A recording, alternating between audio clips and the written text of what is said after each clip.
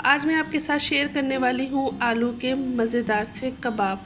ये बहुत ही मज़ेदार और टेस्टी बनते हैं और इसके साथ एक मैंने स्पेशल चटनी बनाई है, वो आप लोगों के साथ शेयर कर चुकी हूँ।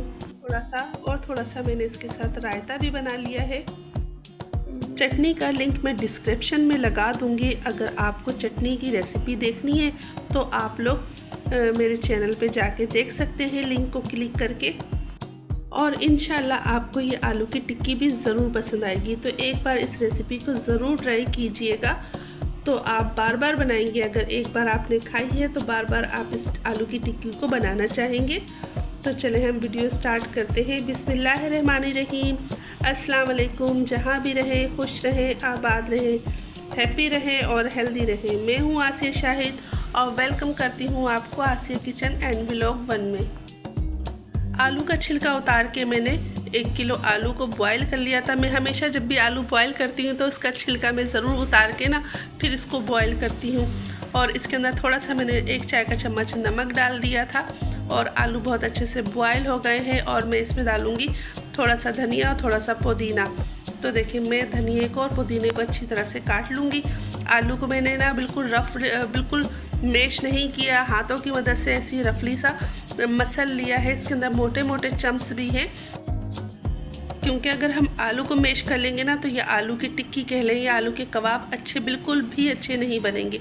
और थोड़ा सा मैं धनिया अलग निकाल लूँगी, वह आगे चल के आपको बताऊँगी कि मैंने थोड़ा सा हरा धनिया क्यों निकाला है, ठीक है ना। वीडियो को बिल्कुल स्किप ना किया करें, जब भी आपको अच्छे से समझ आएगी रेसिपी। अगर आप वीडियो स्किप करके देखेंगे तो आप लोगों को वीडियो बिल्कुल भी समझ नहीं आएगी।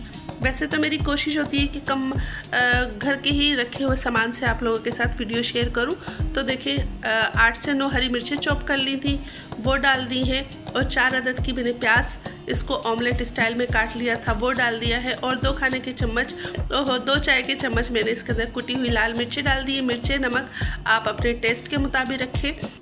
साबुत धनिया 2 खाने के चम्मच लिया। इसी के साथ ना मैंने सफ़ेद ज़ीरा भी दरदरा सा कूट लिया था, तो इसके अंदर सफ़ेद ज़ीरा भी मिक्स है। और ये देखें नमक मैं इसके अंदर डाल चुकी हूँ। और सारी चीज़ों को ना मैं अच्छे से अब सारे मसालों को अच्छे से हाथों से मिक्स कर लूँगी। और इसके अंदर मैंने 1 चाय का चम्मच ना चाट मसाला डाल दिया है। ये देखें 1 चम्मच, ये मैं बताती हूँ मैंने कितना डाला है। ये देखिए 1 चाय का चम्मच मैंने इसमें चाट मसाला डाल दिया है। और अब मैंने ले लिया है 1 प्याली भर के बेसन के अंदर डालूँगी नमक मिर्चें और थोड़ा सा हल्दी भी डालूँगी, ताकि हम जो आलू की टिक्की बना रहे हैं इसका कलर बहुत अच्छा आए। तो देखिए 1 चाय का चम्मच मैंने इसके अंदर कुटी हुई लाल मिर्चें डाल दी हैं, नमक डाल दिया है मैंने। और चाय के चम्मच का चौथाई हिस्सा मैंने इसके अंदर हल्दी डाल दी है। और ये थोड़ा सा मैंने जो धनिया रोक लिया था, धनिया और सफ़ेद ज़ीरा ये कुटा हुआ है, ये भी इसके अंदर शामिल कर दिया। और जो धनिया मैंने रोका था ना थोड़ा सा हरा धनिया, वो मैंने इसी के अंदर शामिल कर दिया है। अब थोड़ा थोड़ा करके ना मैं ये बेसन का बैटर बना लूँगी। तो देखिए एक साथ पानी बिल्कुल नहीं डालना, वरना इसमें लम्स और गिटलियाँ पड़ जाएंगी। तो मैं थोड़ा थोड़ा करके पानी डालते जा रही हूँ, चम्मच से ना मिक्स करते जा रही हूँ। तो ये अभी बहुत ज़्यादा गाढ़ा है, थोड़ा सा पानी मैंने और इसके अंदर ऐड कर लिया है। और अभी भी मेरे को ना थोड़ा गाढ़ा लग रहा था, तो मैंने थोड़ा सा पानी इसके अंदर और डाला है। तो देखिए तो पानी ना थोड़ा थोड़ा ही करके आप डालेंगे, तो जब भी आप नहीं तो बिल्कुल ये पतला हो जाएगा। तो इसकी कंसिस्टेंसी बिल्कुल परफेक्ट थी। और अब मैं चाट मसाला इसके अंदर मिक्स कर लूँगी, मैंने मिक्स नहीं किया था। तो देखिए मैं सारे बैटर को अच्छे से मिक्स कर लूँगी। अब यहाँ पे मैं चेक करूँगी कि नमक सही है या नहीं। आप इस स्टेज पे ना नमक को बिल्कुल चेक कर सकते हैं कि ये इसमें नमक है या नहीं। तो मेरे को ना थोड़ा सा इसमें नमक कम लग रहा था, तो मैं इसके अंदर तकरीबन आधा चाय का चम्मच नमक और डालूंगी और अच्छे से मिक्स कर लूँगी। तो मिर्चें नमक आप हमेशा अपने टेस्ट के मुताबिक डालें। हमारे घर में थोड़ा सा चटपटा खाया जाता है, तो मैं थोड़े से ये आलू की टिक्की चटपटी बना रही हूँ। तो मेरे पास जितना भी मसाला है ना, इसके मैं गोल गोल से इसी तरह पेड़े बना के रख दूँगी। और जब मैं फ्राई करूँगी ना तो इसको प्रेस करते जाऊँगी और ना उसके अंदर बेसन के अंदर डिप करते जाऊँगी, तो बहुत आसानी से हो जाएगा।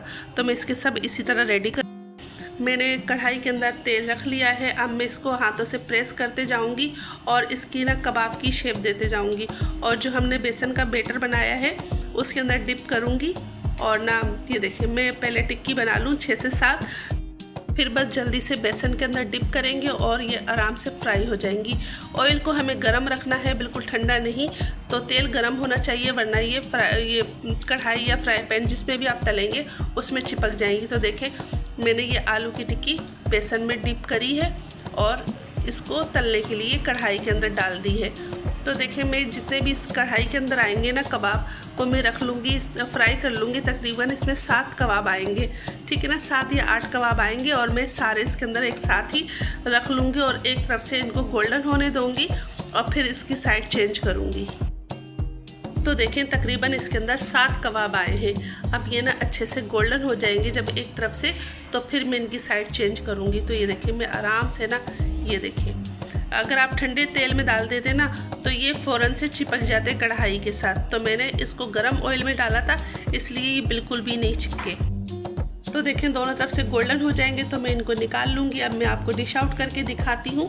तो देखें, माशाल्लाह अल्हम्दुलिल्लाह हमारी आलू की टिक्की बिल्कुल तैयार है। इसके साथ मैंने रायता बनाया है और इमली की चटनी रखी है, जो मैंने कल आप लोगों के साथ शेयर की है। तो उम्मीद करती हूँ आपको ज़रूर पसंद आएगी। इंशाल्लाह फिर आपके सामने हाजिर होंगी इसी तरह की मज़ेदार सी रेसिपी के साथ। अब चाहती हूँ इजाज़त। अल्लाह हाफिज़, अल्लाह निगहबान। Thanks for the watching.